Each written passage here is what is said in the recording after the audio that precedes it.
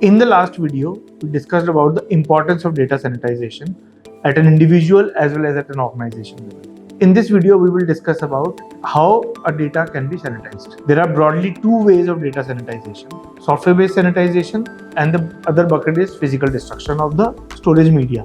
Let's come to the first one, which is a software-based sanitization. There are various softwares that are used to sanitize the data. What technically happens when you store anything on your hard disk, whether that is your official data, your personal data, or your personal laptop, or even your mobile phone, will store the data in sectors.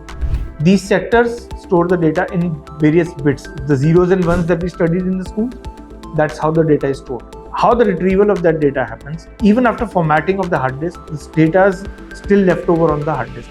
It is just that the hard disk leaves the free memory for you to reuse it. The softwares that we use overwrite the data 2 times on the same sector with a junk file. It's a dump file which has no data. It is just a physical file that is being written over the entire sector range of the hard disk.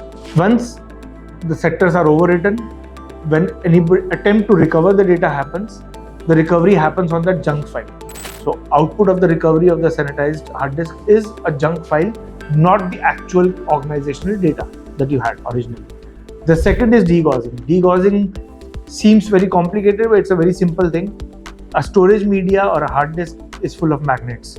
Magnets enable the hard disk to store the data in those sectors and bits. In a machine, you put the hard disk, you put a high frequency magnetic radiation on that.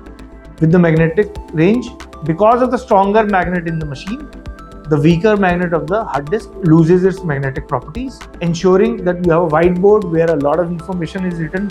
You take a big eraser and just wipe it clean. Single wiping is something which is degaussing. Individual word-wise wiping is something which is software-based. That's how a layman should understand. In the next video, we will discuss about the physical destruction of hard disks, which is also something which is very critical step in the data destruction.